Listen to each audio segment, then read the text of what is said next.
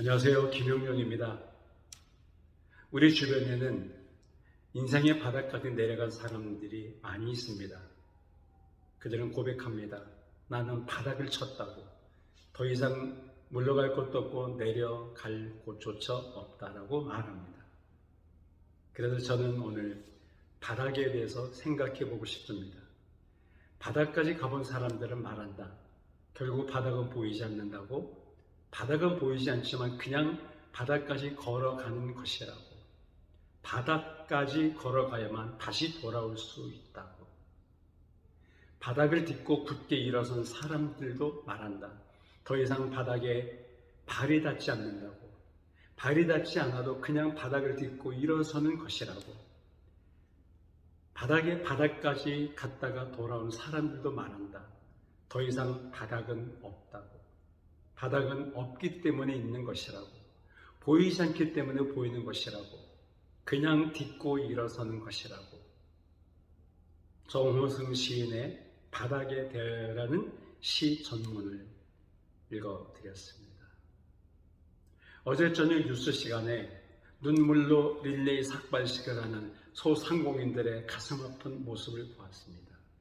계속되는 코로나와 정부의 강력한 행정명령 지침의 조치로 인해서 이제는 더 이상 가게를 유지할 힘도 없고 빚만 들고 결국은 파산 신청할 수밖에 없다는 인생의 바닥까지 내려간 사람들의 전류였고 안타까운 모습이었습니다.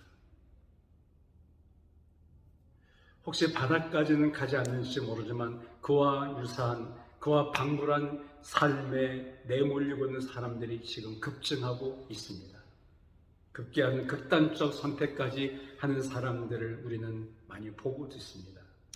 그런 모습들을 우리는 인정할 수도 없고 그리고 옳다고 절대로 말해서도 안 되지만 이해는 갑니다. 오죽하면 그러랴.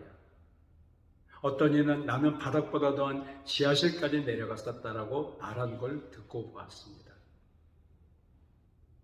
성경에서 말하는 바닥도 없이 끝없이 떨어지는 깊고 어두운 곳을 무저갱이라고 말합니다. 무저갱은 장차 하나님께 심판받을 사탄이 들어가게 될 곳을 가리키는 말이지요. 그런데 요즘 힘없고 약한 서민들의 삶이 마치 무저갱 같은 곳으로 내몰리고 떨어지고 있어서 정말 안타깝습니다. 저는 안타깝다란 말 한마디로 하고 있지만 사실 그 이상 우리의 말로 표현할 수 없는 아픔과 고통과 눈물의 깊은 골짜기를 지나고 있는 사람들이 너무나 많이 지금 생겨나고 있습니다.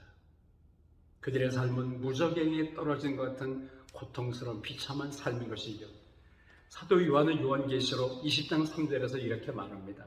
무저갱이에 던져넣어 잠그고 그 위에 응봉하여 천년이 차도록 다시는 만국을 미혹하지 못하게 하였는데 그 후에는 반드시 잠깐 놓이리라. 사탄이 무저갱이에 들어가 결박당하고 다시는 세상에 나오지 못하도록 인봉하라고 천년 동안 가두었다라는 표현이 하고 있습니다. 지금 마치 그와 방불한 삶을 살고 있는 사람들이 그리고 그런 국가들이 이 지구촌에는 너무나 많이 늘고 있습니다. 우리는 그리스도인들이라고 하는데 그리스도인이란 말은 그리스도를 주로 믿고 의지하며 따르는 사람들을 가리키는 말이죠. 예수 그리스도는 우리를 구원하기 위해서 십자가에 못 박혀 돌아가시고 사흘 만에 다시 살아나 부활하셨습니다. 예수님의 십자가의 죽으심과 부활하심은 복음의 5대 요소 중에 가장 중요한 핵심인 것이며 그리고 기독교의 대표적인 상징의 가르침이라고 볼 수 있습니다. 십자가와 부활이 없이는 우리의 죄도 용서받을 수 없고 그리고 우리가 구원받을 수도 없는 것이죠. 그래서 사도들이나 초대교회 성도들은 그리고 모든 그리스도인들은 언제나 예수 그리스도의 십자가와 부활의 복음을 전했던 것입니다. 부활이라는 말을 그리스어로 아나스타시스라고 하는데 그 말은 죽은 자가 살아난다는 의미도 있지만 다시 일어난다 혹은 끊어진 것이 다시 이어진다라는 의미가 있습니다. 지금 바닥에 넘어져 있나요? 바닥보다 더한 무적행 같은 끝없는 곳으로 추락하고 있나요? 영적인 인생의 삶의 지하실에 던져졌나요?